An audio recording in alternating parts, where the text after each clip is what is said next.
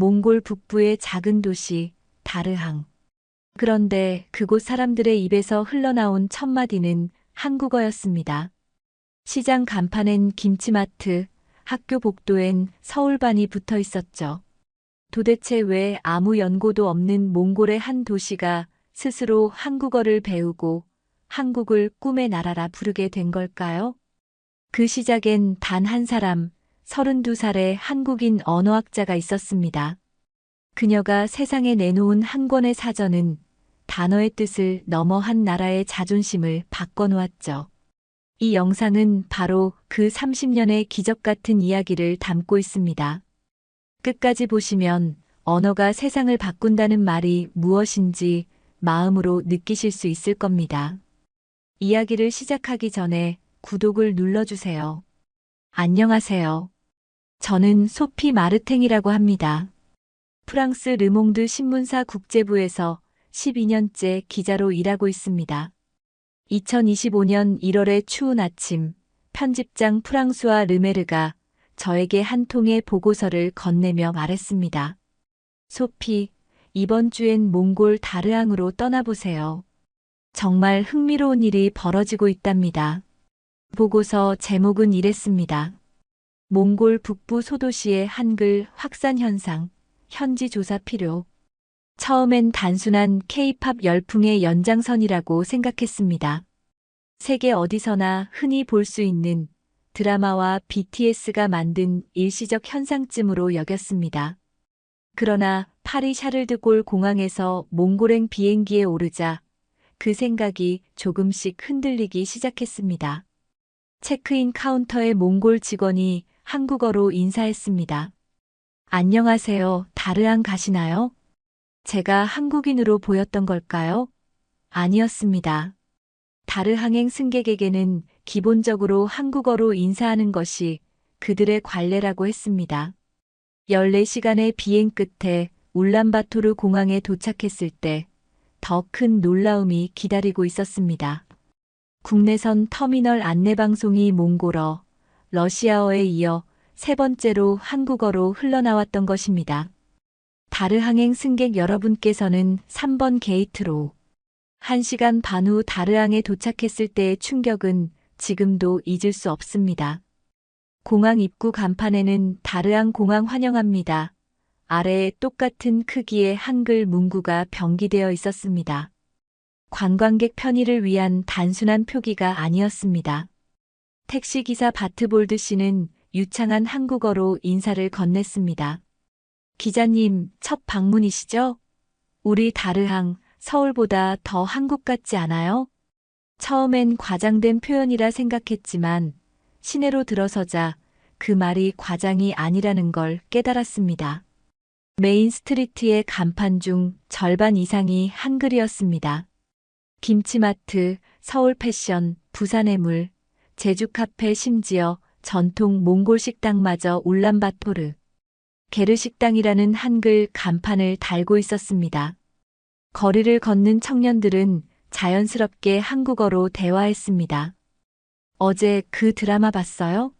진짜 재미있더라. 응, 주인공이 정말 멋있었어요. 그들은 자막 없이 한국 드라마를 보고 K-팝 가사를 외우며 일상 대화를 한국어로 나누고 있었습니다. 편의점 점원도 카페 바리스타도 자연스럽게 한국어로 응대했습니다. 순간 서울 홍대 어느 카페에 와 있는 듯한 착각이 들었습니다. 그날 밤 호텔로 돌아와 생각했습니다. 이건 단순한 한류가 아니야. 언어는 문화의 뿌리이자 정체성입니다. 10만 명 남짓한 도시에서 한국어가 이렇게 자연스럽게 쓰인다는 건 분명 깊은 이유가 있을 거라 느꼈습니다. 다음 날부터 시장, 학교, 관공서 등을 돌아다니며 취재를 시작했습니다. 그리고 며칠 뒤 모든 변화의 중심에 선 인물이 있다는 사실을 알게 되었습니다. 그의 이름은 윤혜림, 서울대학교 언어학과 출신의 언어학자. 30년 전 이곳으로 건너와 지금까지 몽골 사람들과 함께 살아온 한국인이었습니다. 취재 사흘째 되던 날, 저는 다르앙 시내 중심의 카페 서울의 아침에서 자료를 정리하고 있었습니다. 몽골 국립대학교 사회과학연구소가 실시한 최근 여론조사 결과가 눈에 들어왔습니다. 외국과의 경제협력 선호도를 묻는 질문에 응답자의 81%가 한국을 매우 선호한다고 답했습니다. 러시아 23%, 중국 14%. 수치는 명확했습니다. 자유서술 답변을 읽으며 저는 깨달았습니다. 한국은 단 한 번도 우리를 깔보지 않았다. 러시아와 중국은 우리를 속국처럼 대하지만 한국은 파트너로 대한다. 한국 사람들은 우리 눈높이에서 이야기한다. 이 문장들이 반복되어 있었습니다. 그날 오후 저는 몽골 국립대 바트바야르 교수와 인터뷰를 가졌습니다. 독일에서 박사학위를 받은 45세의 국제관계학자였습니다. 교수님, 몽골 사람들에게 한국은 특별한 존재처럼 느껴집니다. 교수는 찻잔을 내려놓으며 조용히 말했습니다. 소피 기자님, 몽골은 200년 동안 청나라의 지배를 받았고 70년간 소련의 위성국이었어요. 중국인들은 우리를 야만의 변방인이라 불렀고 러시아인들은 후진적인 목동이라 불렀습니다. 그의 목소리엔 억눌린 분노가 배어 있었습니다. 그런데 한국은 달랐습니다. 1990년 수교 이후 한국은 우리를 동등한 파트너로 대했어요. 원조가 아닌 투자, 시혜가 아닌 협력으로 다가왔습니다. 그는 낡은 신문 스크랩을 내밀었습니다. 1995년 다르앙에 첫 한국 공장이 들어섰을 때 사장이 직원들과 같은 식당에서 같은 음식을 먹는 모습이 기사로 나왔죠. 러시아나 중국 관리들에겐 불가능한 일이었습니다. 그때서야 거리의 따뜻한 시선이 이해됐습니다. 하지만 교수는 덧붙였습니다. 처음부터 그런 건 아니었습니다. 1990년대 초 몽골 사람들에게 한국은 전쟁과 분단의 나라일 뿐이었죠. 그런데 한 사람이 모든 걸 바꿔놓았습니다. 서울대 언어학과에서 온 윤혜림 교수님이었어요. 그는 잠시 숨을 고른 뒤 말했습니다. 그분은 우리에게 단지 한국어를 가르친 게 아니라 자존감을 가르쳤어요. 몽골어와 한국어가 형제 언어임을 연구하며 우리가 위대한 민족임을 깨닫게 했습니다. 그 순간 저는 직감했습니다. 모든 변화의 시작점은 바로 그 한 사람이었다는 것을. 몽골 국립대 구도서관 지하. 먼지 쌓인 자료실에서 저는 낡은 상자 하나를 발견했습니다. 윤혜림 교수 개인 문서 1995만 2010라고 적힌 상자였습니다. 그 안엔 노란 공책이 한 권 들어 있었습니다. 표지엔 이렇게 쓰여 있었습니다. 언어는 곧 존엄이다. 잘못된 언어는 잘못된 인식을 낳는다. 그녀가 처음 몽골에 왔던 1995년 32살의 젊은 언어학자였습니다. 그런데 그녀가 확인한 기존의 조선어 몽골어 사전엔 충격적인 오류가 가득했습니다. 사랑이 적으로, 평화가 전쟁으로, 친구가 원수로 번역돼 있었습니다. 은퇴한 바트바야르 교수는 그날의 일을 회상했습니다. 윤 교수님은 사전을 몇 장 넘기더니 조용히 말했어요. 이건 단순한 실수가 아니에요. 의도된 왜곡이에요. 그리고 그날 밤부터 새 사전을 만들기 시작했습니다. 그녀의 작업일지는 새벽 4시부터 시작되었습니다. 단어 조사, 예문 수집, 시장 조사, 학생 피드백까지 모두 손글씨로 기록되어 있었습니다. 그 작업은 15년간 이어졌습니다. 8만 5천 장의 원고, 3만 5천 개 단어, 2010년 출간된 한국어 마이너스 몽골어 표준 사전. 첫 장에는 이런 문장이 적혀 있었습니다. 사랑은 사랑이라고 배워야 한다. 그리고 그 시작은 사전이다. 몽골 교육부는 즉시 이 사전을 교재로 채택했고 지금은 142개 세종학당에서 13만 명이 이 사전을 통해 한국어를 배우고 있습니다. 채책 선생님은 말했습니다. 이 사전 덕분에 학생들이 더는 부끄러워하지 않아요. 틀린 뜻을 배우는 시대는 끝났어요. 윤 교수는 한 단어를 바로잡기 위해 인생을 바쳤습니다. 그리고 그 하나의 단어가 한 도시의 언어와 문화를 바꿨습니다. 그날 밤 저는 기사 초안을 이렇게 썼습니다. 이 기적은 한 권의 사전에서 시작되었다. 다르앙 중심가의 오래된 시장 골목 끝 코리안 마트라는 작은 가게 앞에 섰습니다.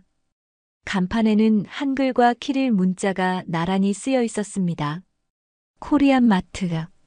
가게 주인 바트바야르 씨는 구수한 한국어 억양으로 인사했습니다. 파리에서 오셨어요? 아, 르몽드 기자분. 그의 딸 소피 씨는 어린 시절 김치 때문에 놀림받던 기억을 떠올렸습니다. 그 냄새 난다고 중국 음식 아니냐고 손가락질 당했어요. 그런데 지금은 친구들이 줄 서서 김치를 사가요. 바트바야르 씨는 1990년대 한국 건설 현장에서 일하며 번 돈으로 이 가게를 열었다고 했습니다. 그땐 냄새 난다고 욕도 먹었죠. 그런데 KBS 드라마가 바꿨어요. 사람들이 김치찌개, 떡볶이를 보며 그 맛이 궁금하다고 말하기 시작했죠. 그는 냉장고에서 김치를 꺼내 보이며 웃었습니다. 이건 한국에서 배운 그대로의 레시피예요. 제 땀의 맛이죠. 그의 딸은 현재 세종학당 교사로 일하고 있습니다. 아버지가 만든 음식을 통해 친구들이 웃는 걸 보면서 저도 한국어를 공부했어요. 결국 그 길로 제 인생이 이어졌어요. 이 가게는 단순한 식료품점이 아니었습니다. 노동자의 땀방울이 문화의 씨앗이 되어 세대를 잇는 연결이 되었습니다. 바트바야르 씨는 마지막에 이렇게 말했습니다.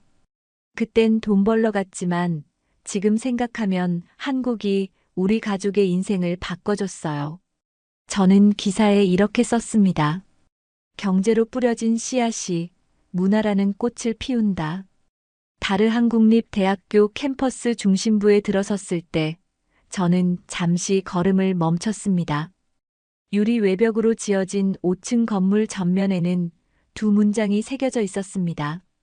한국학센터, 그리고 그 아래 키릴 문자로자. 그 순간 이곳이 지금까지 제가 취재해온 모든 이야기의 정점이라는 걸 직감했습니다. 로비 안으로 들어서자 전시 공간이 눈에 들어왔습니다. 유리 진열장 안에는 누렇게 바랜 원고 묶음 하나가 놓여 있었습니다. 작은 팻말에는 윤혜림 교수 친필 사전 초고 1997라고 적혀 있었고 그 옆에는 그녀의 젊은 시절 사진이 함께 걸려 있었습니다. 기자로 수많은 역사를 기록해왔지만 그날만큼 언어의 힘을 절실히 느낀 적은 없었습니다.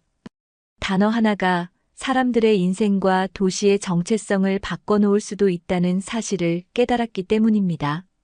3층 강의실에선 수업이 막 끝난 참이었습니다. 저는 학생 한 명을 붙잡고 인터뷰를 요청했습니다. 그의 이름은 바트오치르, 한국학과 3학년 학생이었습니다. 그의 할아버지는 1990년대 초 한국 건설 현장에서 일하며 가족의 생계를 꾸렸고 그가 보낸 돈 덕분에 바트오치르는 지금 이 대학에서 공부하고 있었습니다.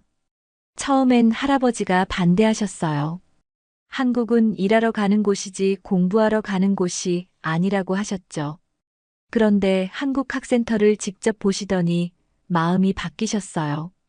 지금은 저보다 더 열성적이세요. 그는 웃으며 말했습니다.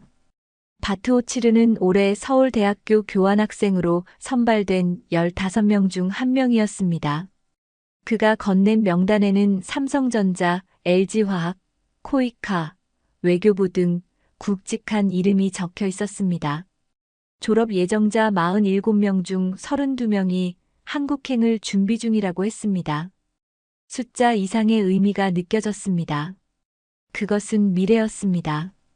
강의실 창문 밖으로 보이는 초원과 건물들 사이로 그는 손가락으로 먼 곳을 가리켰습니다. 저기 보이는 곳이 할아버지가 처음 김치를 팔던 코리안 마트예요. 그리고 저 건물은 윤혜림 교수님이 처음 지내셨던 게르촌이에요. 저는 잠시 말을 멈추었습니다. 그의 가족사와 도시의 역사가 같은 문장 안에서 이어지고 있음을 느꼈습니다. 할아버지가 흘린 땀방울이 제게는 꿈의 사다리가 되었어요. 그게 저희 가족의 이야기예요. 바트오치르의 목소리는 잔잔했지만 묵직했습니다. 한국학센터 옥상에 올라 도시를 내려다보았습니다. 한글 간판이 즐비한 거리, 초원, 학교, 시장. 모든 풍경이 연결된 하나의 거대한 서사처럼 보였습니다. 언어에서 시작해 음식과 교육, 그리고 산업으로 이어진 변화. 그 궤도 위에는 한 사람의 헌신과 한 세대의 노력이 있었습니다. 그리고 그 이야기를 기록하는 일, 그것이 지금 제 몫이었습니다. 노트북을 켜고 다음 기사의 제목을 입력했습니다. 다르앙, 한국을 꿈꾸다 세대와 시간을 잇는 사다리의 탄생. 울란바토르 중앙병원. 2020년 3월 코로나 팬데믹의 공포가 최고조에 이르렀을 때 이곳은 말 그대로 전쟁터였습니다. 방호복을 입은 의료진이 쉴 새 없이 오갔고 복도마다 환자들이 가득했습니다. 그 혼란의 중심에서 저는 감염내과 간호사 오윤채책 씨를 만났습니다. 진단키트가 없어서 환자를 눈으로만 구분해야 했어요. 그땐 정말 절망이었죠. 그녀의 목소리는 차분했지만 그날의 긴장이 아직도 손끝에 남은 듯 했습니다. 그러나 변화는 예기치 않게 찾아왔습니다. 한국에서 보낸 구호 물품이 도착한 날이었습니다. SD바이오 센서의 진단키트 10만 개가 울란바토르 공항에 내려졌습니다. 그날 모든 의료진이 울었어요. 비로소 확진과 음성을 구분할 수 있게 되었거든요. 그때 처음으로 희망이 생겼어요. 몽골 정부는 즉시 모든 검사를 한국산 키트로 전환했고 확진자 수는 빠르게 안정되었습니다.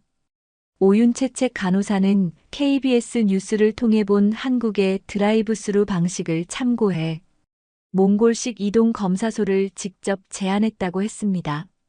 한국은 단순히 기술이 좋은 나라가 아니에요. 위기 속에서도 질서 있게 움직이는 나라예요. 그게 우리에게 신뢰를 줬죠. 며칠 뒤 다르앙으로 돌아왔을 때 저는 익숙한 풍경을 보았습니다. 김치와 라면을 사려는 사람들의 줄이 가게 밖까지 이어져 있었습니다. 한 남성이 제게 말했습니다. 김치요? 요즘 면역력에 좋다잖아요. 우리 가족은 아침마다 김치 먹어요. SNS에는 K-방역, 김치 유산균, 손소독 루틴 같은 단어가 유행처럼 번졌습니다. 예전엔 냄새 난다고 손가락질 받던 김치가 이제는 건강의 상징이 되었습니다. 바트 바야르 씨는 웃으며 말했습니다. 인생이란 참 재밌어요. 그때 욕먹던 게 지금은 약이 됐으니 말이에요. 며칠 후 한국학센터에서 열린 화상 세미나에서 오윤채책 씨는 이렇게 말했습니다. 한국은 기술이 아니라 신뢰를 수출한 나라입니다. 청중들의 박수가 쏟아졌습니다. 전염병은 국경을 넘었지만 신뢰는 더 멀리 자라났습니다. 저는 기사에 이렇게 썼습니다. 전염병은 국경을 가리지 않지만 신뢰는 국경을 넘는다. 에르데네트시 외곽. 넓은 구릉지대에 거대한 크레인들이 서 있었고 바쁘게 움직이는 인부들 사이로 POSCO 몽골 광업공사 구리 재련소 건설 현장이라는 표지가 보였습니다. 그곳에서 반가운 얼굴을 다시 만났습니다. 몇 달 전 대학 강의실에서 인터뷰했던 바트오치르 학생이었습니다. 이제 그는 안전모를 쓰고 현장 엔지니어들과 함께 도면을 검토하고 있었습니다. 여기 파이넥스 공법이 적용되면 에너지 절약 효과가 큽니다. 기존 대비 약 30% 절감돼요. 그의 정확한 통역에 몽골 기술자들이 고개를 끄덕였습니다. 서울대 교환학생 시절 포스코 견학을 다녀온 그는 귀국 후 이 프로젝트에 합류했다고 했습니다. 그 옆에는 포항과 광양에서 연수를 마친 젊은 몽골 기술자들이 있었습니다. 이제 그들은 단순 노동자가 아니라 자신들의 산업을 만들어가는 주체였습니다. 현장 책임자 다바도르지 씨는 포스텍에서 금속공학을 전공한 26세의 엔지니어였습니다. 소련 시절의 기술 협력은 강요에 가까웠죠. 하지만 한국은 묻고 기다리고 함께합니다. 우리가 스스로 운영할 수 있게 돕는 방식이에요. 며칠 뒤 몽골 국립대학교 청년좌담회에 참석했습니다. 주제는 몽골의 미래 파트너는 누구인가? 바트오치르와 함께 서울대에서 돌아온 정치외교학과 3학년 바트채책 씨도 토론자로 나왔습니다. 그는 어머니인 오윤채책 간호사의 이야기를 언급하며 말했습니다. 중국은 힘으로, 러시아는 관성으로 우리를 끌어당깁니다. 하지만 한국은 손을 내밀어요. 우리는 그 손을 잡은 겁니다. 또 다른 학생이 덧붙였습니다. 한국은 우리를 기술의 소비자가 아니라 동반자로 봐요. 그게 다릅니다. 토론이 끝난 뒤 바트채책 씨는 제게 이렇게 말했습니다. 현대차 본사에서 일하고 싶어요. 몽골과 한국을 잇는 다리가 되고 싶거든요. 그 말이 마음에 깊이 남았습니다. 기술이라는 재료 위에 신뢰라는 설계도가 놓였습니다. 이제 두 나라는 산업과 교육, 그리고 청년의 꿈으로 이어진 진짜 파트너가 되어 있었습니다. 2024년 10월 다르앙 중앙광장은 인파로 가득했습니다. 윤혜림 교수의 몽골 정착 30주년을 기념하는 감사제가 열리고 있었습니다. 저는 이번엔 취재기자가 아니라 이 도시의 기적을 함께 지켜본 사람으로 그 자리에 서 있었습니다. 무대 위로 윤혜림 교수가 천천히 올라섰습니다. 그녀의 제자들, 제자들의 자녀들까지 3세대가 한자리에 모여 박수를 보냈습니다. 윤 교수는 낡은 서류철을 꺼내 들었습니다. 그 속에는 그녀가 직접 손으로 쓴 사전 초고가 들어 있었습니다. 첫 장엔 이렇게 적혀 있었습니다. 사랑을 적이라 번역했던 단어를 바로잡는 일에서 모든 게 시작됐다. 이것이 언어이고 이것이 신뢰다. 군중 속에서 누군가 울었습니다. 저 역시 눈시울이 뜨거워졌습니다. 한국은 이곳을 정복하지 않았습니다. 언어와 문화, 그리고 존중으로 연결된 부드러운 영향력, 그것이 바로 이 도시의 기적이었습니다. 행사가 끝나고 울란바토르행 택시에 올랐습니다. 운전기사 바트맨드 씨는 50대 중반의 다르앙 출신이었고 차 안에는 한국 트로트가 흘러나왔습니다. 이 노래 좋아하세요? 좋아하죠. 요즘은 아리랑도 부릅니다. 그는 몽골어로 번역된 아리랑을 따라 부르기 시작했습니다. 그의 목소리에 한국어 단어 몇 개가 자연스럽게 섞여 있었습니다. 사랑해, 고마워, 안녕. 창밖으로 펼쳐진 몽골 초원이 천천히 흘러가고 있었습니다. 이제 다르앙은 제게 단순한 취재지가 아니라 마음의 고향처럼 느껴졌습니다. 공항 대합실에서 마지막 메모를 남겼습니다. 한국의 소프트 파워는 총칼이 아니라 한 권의 사전에서 시작되었다. 정복이 아닌 존중, 지시가 아닌 선택이었다. 30년이 지난 지금 몽골의 젊은이들이 한국을 꿈의 나라라 부르는 이유는 바로 여기에 있다. 비행기가 활주로를 박차고 오를 때 창밖 아래로 다르앙의 불빛이 멀어졌습니다. 윤 교수의 사전이 전시된 한국학센터, 바트바야르 씨의 마트, 그리고 한국어로 대화하던 학생들이 눈앞에 스쳐 지나갔습니다. 이 기적은 숫자로 표현될 수 없습니다. 언어로, 관계로, 그리고 사람들의 기억 속에 남아있을 것입니다. 그럼 오늘 이야기는 여기까지입니다. 영상을 시청해주신 모든 분들 고맙습니다. 구독과 좋아요 부탁드립니다. 감사합니다. 탕, 탕. 로스앤젤레스 다운타운 편의점에서 총성이 울려 퍼졌습니다. 안에 인질이 몇 명 있는지 확인 안 됐습니다. 용의자는 30대 남성으로 추정되며 권총을 소지하고 있어요. 경찰차들이 편의점을 포위한 가운데 CNN 중계진이 현장에 도착했습니다. 카메라 돌려. 이거 큰 뉴스야. 그런데 믿을 수 없는 일이 벌어졌어요. 모든 경찰견들이 겁먹고 후퇴한 그 순간, 며칠 전까지만 해도 전 세계의 조롱을 받던 두 마리 한국 개가 현장으로 달려간 겁니다. 저 개들이 뭘 할 수 있겠어? 명령어도 못 알아듣는 애들이. 하지만 20분 후 전 세계가 충격에 빠졌습니다. 도대체 그 편의점에서 무슨 일이 벌어진 걸까요? 그리고 왜 CNN 감독은 진돗개들을 그렇게 무시했던 걸까요? 지금부터 그 놀라운 반전의 이야기를 들려드리겠습니다. 제 이름은 레베카 체이스입니다. 45살이고요. CNN 사나 그레이트 빅스토리에서 18년째 다큐멘터리 감독을 하고 있어요. 매일 아침 7시 30분, 저는 CNN 센터 지하주차장에서 하루를 시작해요. 엘리베이터를 타고 42층으로 올라가면서 스마트폰으로 밤새 들어온 뉴스 알림들을 체크하죠. 제 사무실은 그레이트 빅스토리 팀 한가운데 위치해 있어요. 유리벽으로 되어 있어서 팀원들의 움직임이 한눈에 보이죠. 책상 위에는 항상 3개의 모니터가 켜져 있고 하나는 실시간 뉴스, 하나는 편집 프로그램, 나머지 하나는 시청률 데이터를 보여줍니다. 18년간 이 일을 해오면서 시청률 수치만 봐도 어떤 방향으로 가야 할지 감이 와요. 진실을 찾아 세상에 알리는 일이라는 사명감이 저를 움직이게 하죠.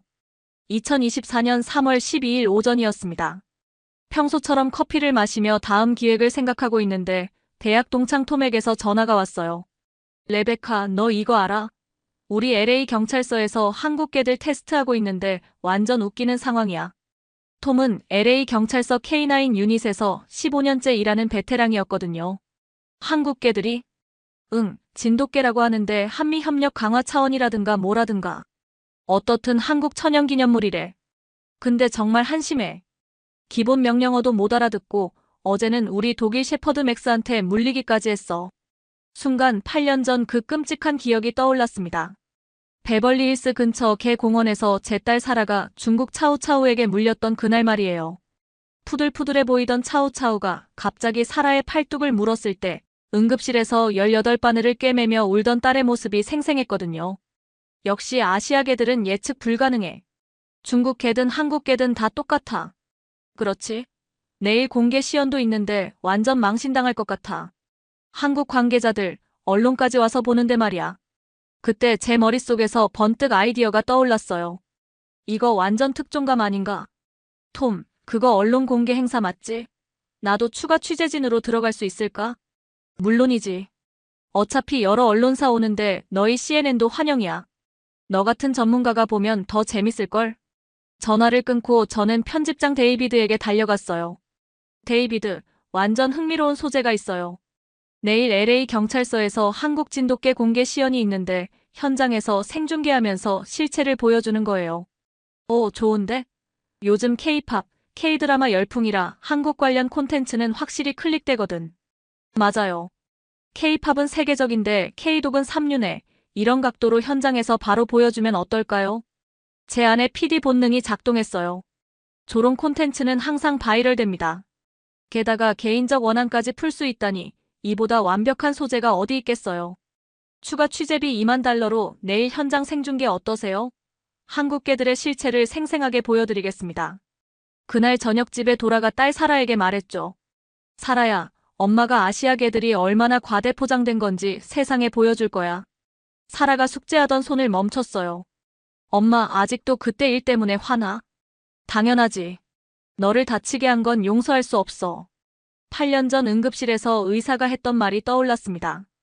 차우차우는 경계심이 강한 개라 갑작스런 접촉에 공격적으로 반응할 수 있어요. 아시아 개들 특성상 예측하기 어려운 면이 있거든요. 그때부터 저는 중국, 한국, 일본 개들을 모두 같은 선상에서 봤어요. 위험하고 예측 불가능한 아시아 개들이라고 말이죠. 3월 13일 오전 9시, 저는 카메라 크루 2팀과 함께 LA 경찰서 K9 유닛 훈련장에 도착했어요. 이미 여러 언론사가 와 있었고 한국에서 온 관계자들, 한인 신문사 기자도 카메라를 들고 열심히 준비하고 있었습니다. 오늘 한국의 자랑스러운 진돗개가 미국 경찰견으로 첫걸음을 내딛는 역사적인 순간을 다물어 왔습니다. 한인 기자의 목소리가 들렸어요. 저는 속으로 비웃었죠. 곧 역사적인 망신을 보게 될 텐데. 카메라 1번은 진돗개들 멍한 표정 클로즈업, 2번은 독일 셰퍼드 완벽한 시연과 대비되게 잡아. 오전 10시 공개 시연이 시작되었습니다. 먼저 기존 경찰견들부터 시작했어요. 자, 그럼 우리 베테랑들부터 보여드리겠습니다. 톰슨이 자신의 파트너 독일 셰퍼드 렉스와 함께 나왔어요. 플라츠. 렉스가 즉시 엎드렸습니다. 지츠. 앉았어요. 수행. 추적 명령에 렉스는 바로 냄새를 맡으며 목표물을 찾아 나갔습니다. 완벽한 퍼포먼스였죠. 관중들이 박수를 쳤습니다. 한국 관계자들도 감탄하는 표정이었어요. 이어서 잭슨의 말리누와 타이탄도 완벽한 어택 트레이닝을 보여줬습니다. 보호복을 입은 훈련관을 향해 정확히 팔 부분을 물고 늘어지는 모습의 관중들이 와 하고 탄성을 질렀어요. 이제 한국에서 온 진돗개들 차례입니다. 드디어 제가 기다렸던 순간이 왔습니다. 손에 땀이 촉촉하게 맺혔어요. 마리아 로드리게스 경관이 진돗개 대안이와 민국이를 데리고 나왔어요. 자, 대안아. 컴. 대안이를 불렀지만 역시나 반응이 없었습니다. 그냥 멍하니 서 있을 뿐이었어요. 지츠. 앉으라고 했지만 대안이는 고개만 갸우뚱할 뿐이었습니다. 관중들 사이에서 웅성거리는 소리가 들리기 시작했어요. 왜 안 들어요? 뭔가 이상한데? 저는 카메라맨에게 손짓했어요. 대안이 멍한 표정 당겨. 마리아 경관이 당황해서 영어로 바꿔봤습니다. 시트. 다운. 스테이. 하지만 대안이는 여전히 제자리에 서서 마리아를 쳐다보고 있을 뿐이었어요. 마치 왜 이상한 소리를 내지? 라고 묻는 것 같았습니다. 관중들의 반응이 점점 차가워졌습니다. 저게 정말 경찰견이에요? 한국 천연기념물이라더니. 한국 관계자들의 얼굴이 붉어지기 시작했어요. 마리아 경관이 민국이라도 해보려고 했습니다. 민국아 컴. 하지만 민국이도 마찬가지였습니다. 아무런 반응이 없었어요. 그때 관중 중 한 명이 스마트폰을 들고 촬영하기 시작했습니다. 오, 이거 완전 웃기는데. 한국계가 이 수준이야? 다른 사람들도 휴대폰을 꺼내기 시작했어요. 이거 SNS에 올려야겠다. K-팝은 세계적인데 K-독은 이 정도네. 킥킥킥. 한인 기자가 실망한 표정으로 카메라를 내렸습니다. 이거 방송하기가 좀 그러네요. 데이비스 경사가 마리아에게 다가왔어요. 로드리게스, 이제 그만해. 더 이상은 창피만 당하겠어. 로드리게스 경관이 얼굴을 붉혔습니다. 18년 경력상 이런 현장은 처음이었습니다. 하지만 동시에 제 안의 복수심이 꿈틀거렸어요. 이거야말로 완벽한 소재다. 저는 현장에서 바로 녹화를 시작했습니다. 시청자 여러분, 지금 목격하고 계시는 것이 바로 신화와 현실의 차이입니다. 한국이 천연기념물이라고 자랑하는 진돗개들이 기본 명령어조차 이해하지 못하고 있습니다. 진돗개들을 다시 캔넬로 데려가면서 주변에서 들리는 소리들이 귀에 박혔습니다. 역시 아시아계는 안 되는구나. 한국인들이 너무 과장한 거 아니야? 우리 독일 셰퍼드가 최고지. 그날 저녁 제 현장 리포트는 CNN에서 황금 시간대에 방송되었어요. 시청률이 무려 15%를 기록했습니다. 제 커리어 최고 기록이었죠. 그날 밤부터 진돗개 실패 영상이 소셜미디어에서 폭발적으로 확산되기 시작했어요. CNN 편집실은 축제 분위기였습니다. 동료들이 모니터를 둘러싸고 웃어댔거든요. 저거 정말 한국 천연기념물이야? 멍청해 보이는데? 독일 셰퍼드 한 마리가 저 진돗개 10마리보다 나을 것 같아. 상부에서 칭찬이 쏟아졌죠. 체이스, 완전 대박이야. 이런 소재 더 찾아봐. 저는 트위터에 포스팅했어요. 한국이 천연기념물이라고 하는 개들이 기본 명령어도 못 알아듣네요. 또 다른 아시아 과대포장 아닌가요? 해시태그는 순식간에 트렌딩됐습니다. 미국 전역에서 진돗개 조롱밈이 확산됐어요. 진돗개 실패, 한국 개망신, 독일개 클래스 등이 전 세계 트렌딩 1위에 올랐고 각종 패러디 영상들이 쏟아져 나왔죠. 댓글들도 가혹했어요. 개고기 문화라 그런가? 역시 메이드 인 코리아는 안 되네. 킥킥킥, 독일 기술력이 최고다. 집에서 딸 살아도 친구들과 진돗개 실패 영상을 보며 웃고 있었거든요. 엄마 맞다, 아시아 개들 정말 이상해. 남편 마이클이 우려를 표했어요. 여보, 너무 심한 거 아니야? 편견을 조장하는 것 같은데. 당신은 사라가 얼마나 고생했는지 몰라. 8년 동안 걔 무서워해서 친구들과 어울리지도 못했는데 이제야 진실이 밝혀진 거야. 제 마음속에서는 쾌감이 밀려왔어요. 드디어 복수하고 있다는 느낌. 그리고 PD로서도 대성공이었거든요. 한국에서 반발이 시작됐지만 저는 개의치 않았습니다. 표현의 자유야. 사실을 보도한 것뿐이야. 사실 저는 이미 다음 기획도 생각하고 있었어요. 아시아 신화의 실체 연작 시리즈로 중국의 용, 일본의 사무라이 정신, 한국의 천연 기념물 등을 차례로 까는 거였죠. 시청률은 보장된 거나 마찬가지였어요. 3월 25일 오후 2시 15분, 갑자기 CNN 뉴스룸에 긴급 상황 알림이 울렸어요. 편의점 무장강도 사건 발생. 용의자 총기 소지, 인질 있음. 저는 즉시 현장 중계진에게 지시를 내렸습니다. 카메라 돌려. 이거 큰 뉴스 될 것 같아. LA 경찰서 K9 유닛 셰퍼드와 대조할 수 있겠어. 그리고 진돗개들도 완전 무능 입증되는 거야. 현장에 도착한 중계진으로부터 이상한 보고가 들어왔어요. 감독님, 경찰견들이 모두 겁먹고 후퇴했는데 진돗개 2마리가 캔넬에서 빠져나와 현장으로 향하고 있습니다. 뭐? 저 한국개들이 뭘 할 수 있겠어? 명령어도 못 알아듣는 애들이. 저는 이때까지도 진돗개들을 우습게 봤어요. 오히려 기대됐죠. 진돗개들이 위험한 상황에서 얼마나 무능한지 보여줄 절호의 기회야. 카메라맨에게 지시했습니다. 진돗개들 위험해 보이게 찍어 시민들 피하는 것도 잡고. 이거 완전 특종감인데. 진돗개들이 실제 위험 상황에서 얼마나 쓸모없는지 전 세계에 보여줄 수 있어. 편의점 앞에는 이미 경찰차들이 포위하고 있었어요. 협상 전문가가 확성기로 용의자를 설득하려 하고 있었고요. 안에 인질이 몇 명 있는지 확인 안 됐습니다. 용의자는 30대 남성으로 추정되며 권총을 소지하고 있어요. 그때 편의점 안에서 총소리가 들렸습니다. 탕! 젠장, 또 쐈어. 저는 생중계를 진행하면서도 내심 기대하고 있었어요. 진돗개들이 이 상황에서 어떤 바보 같은 모습을 보여줄지 말이에요. 시청자 여러분, 지금 실제 위험 상황이 발생했습니다. 과연 며칠 전 기본 명령어도 못 알아듣던 한국 진돗개들이 어떤 모습을 보여줄까요? 그런데 믿을 수 없는 일이 벌어졌어요. 진돗개 대한이와 민국이가 소리 없이 편의점으로 접근하더니 마치 서로 신호를 주고받는 것처럼 완벽한 팀워크를 보여주는 거였어요. 뭐야? 저게 뭐야? 대한이는 편의점 뒤편으로 돌아가고 민국이는 정면에서 대기하고 있었어요. 마치 작전을 짠 것처럼 말이죠. 저는 생중계 도중에 완전히 멘붕 상태가 됐습니다. 이게 며칠 전에 명령어도 못 알아듣던 그 개들이야? 편의점 안에서 용의자가 소리쳤어요. 누구야? 들어오지 마. 그 순간 대한이가 깨진 창문으로 뛰어들어갔습니다. 동시에 민국이도 정면 입구로 들어갔어요. 제가 18년 다큐멘터리 감독을 하면서 이런 장면은 처음 봤어요. 아무런 훈련 지시도 없이 2마리가 알아서 역할 분담을 하고 있었거든요. 저리 가. 쏠 거야. 용의자가 대한이를 향해 총을 겨누는 순간 대한이가 순식간에 달려들었어요. 정확히 용의자의 총든 팔을 물고 늘어졌죠. 총이 바닥에 떨어졌어요. 그 사이 민국이는 구석에서 떨고 있던 10대 소녀를 안전한 곳으로 밀어냈습니다. 아니, 이런 일이. 저는 말을 잇지 못했어요. 뉴스룸이 완전히 술렁였거든요. 감독님, 실시간 댓글이 완전히 역전됐어요. 진돗개 대박이다. CNN 사과해라. 저게 진짜 천재견이었구나. 제 18년 경력 최대 위기였어요. 전 세계 생중계로 제가 얼마나 틀렸는지가 드러나고 있었거든요. 경찰관들이 뛰어들어와 용의자를 제압했어요. 인질도 무사히 구조됐고요.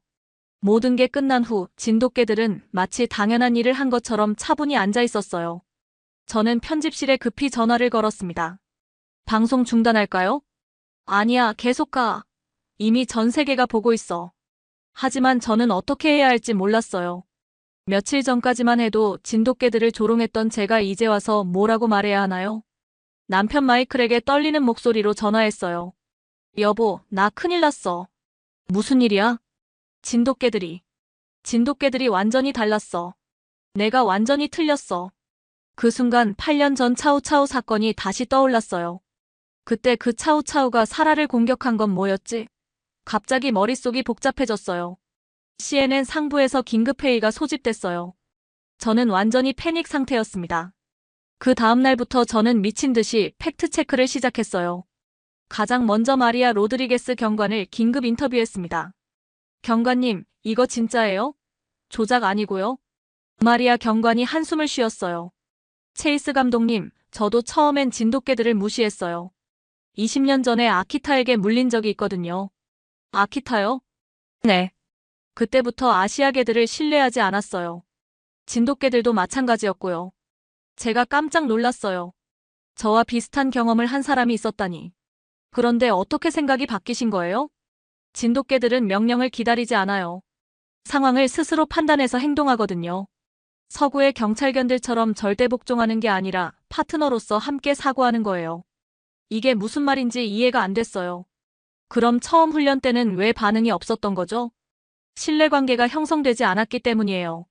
진돗개들은 진정으로 인정하는 파트너에게만 자신의 능력을 보여줘요. 그 다음에는 가스 누출을 진돗개가 감지했을 때 옆에서 설명해주던 한국에서 온 김 선생님을 인터뷰했어요. 김 선생님, 진돗개가 정말 그렇게 특별한 개인가요? 진돗개는 1000년 넘게 진도라는 섬에서 독립적으로 살아왔어요. 명령을 받아서 행동하는 게 아니라 스스로 생각하고 판단해야 생존할 수 있었거든요. 그럼 서구식 훈련법과는 완전히 다른 거네요? 맞아요.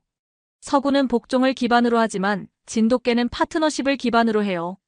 개와 사람이 함께 상황을 판단하고 해결책을 찾는 거죠. 저는 충격을 받았어요. 제가 지금까지 알고 있던 개 훈련 상식이 완전히 뒤바뀌는 느낌이었거든요. 그런데 왜 처음에는 그런 설명을 안 해주셨어요? 말씀드렸어도 믿으셨을까요? 직접 보셔야 이해할 수 있는 거라고 생각했어요. 김 선생님 말이 맞았어요. 저는 처음부터 편견을 가지고 있었거든요. 가스 누출 때 왔었던 가스회사에도 직접 전화해서 확인해봤어요. 정말 개들이 먼저 알아챈 거 맞나요? 네, 저희도 놀랐어요. 보통 개들로는 불가능한 일이에요. 벽 안쪽 미세한 누출까지 감지하다니. 더 충격적인 건 그 다음에 일어났어요. 마약 탐지 훈련에서 진돗개의 또 다른 놀라운 능력을 보여준 거예요. 진돗개들이 벽 속에 10년 전에 떨어뜨린 용접 도구까지 찾아낸 거예요. 이런 일이 가능한 건가요?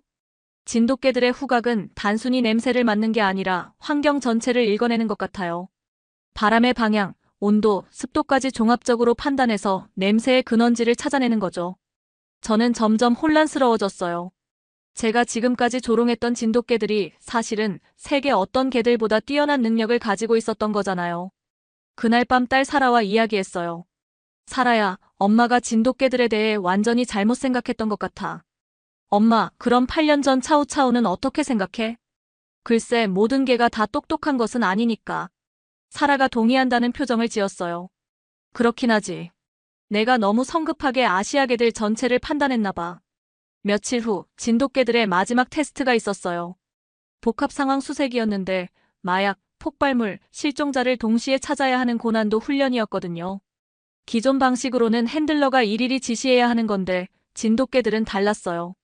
세 마리가 서로 짧은 소리로 의사소통을 하더니 각자 다른 방향으로 흩어졌어요. 대한이는 폭발물 쪽으로, 민국이는 마약 쪽으로, 독일 shepherd 맥스는 실종자 쪽으로요. 20분 만에 모든 목표물을 찾아냈어요. 기존 방식보다 30% 빠른 속도였어요. 이건 혁명적이야. 데이비스 경사가 감탄했어요. 개들이 스스로 역할 분담을 하고 협력한다고.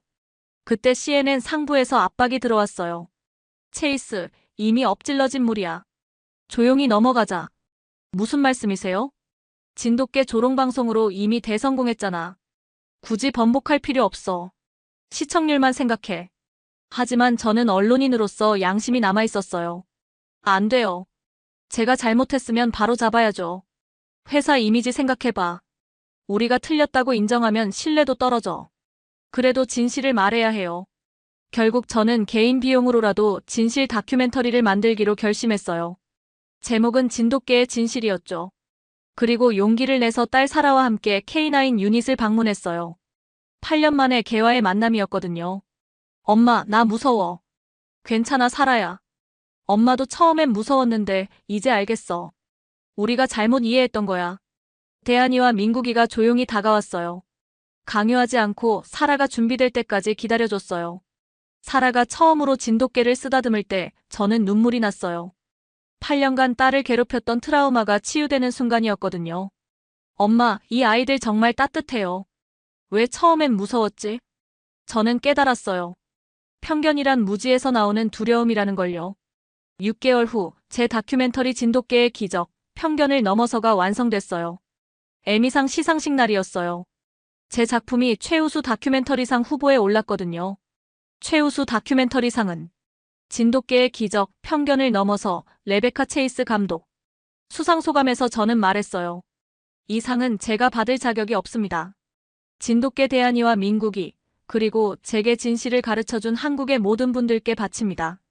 저는 개인적 편견 때문에 진실을 외면했었어요. 8년 전 제 딸이 차우차우에게 물린 사건으로 아시아계 전체를 미워했거든요. 하지만 진돗개들을 통해 깨달았습니다. 편견이 얼마나 우리를 눈멀게 하는지를요. 다큐멘터리는 미국 전역에서 방영됐어요. 진돗개에 대한 인식이 완전히 바뀌었죠. FBI에서도 진돗개 도입을 검토하기 시작했고요.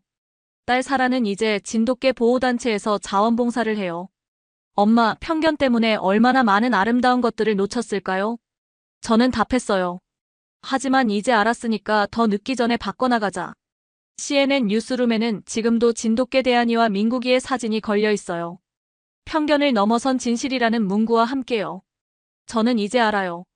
진정한 언론인이란 자신의 편견을 인정하고 진실을 추구하는 사람이라는 걸요. 그리고 진돗개들은 저에게 그 용기를 가르쳐준 최고의 선생님이었어요. 제가 처음에는 복수심과 조롱으로 시작했던 이 프로젝트가 결국 제 인생을 완전히 바꿔놨어요. PD로서도 엄마로서도 한 사람으로서도 말이죠. 진돗개들 정말 고마워요. 여러분이 저를 더 나은 사람으로 만들어주셨어요. 지금까지 CNN 다큐멘터리 감독 레베카 체이스의 이야기를 들어보셨는데요. 어떠셨나요? 편견이란 정말 무서운 것 같아요.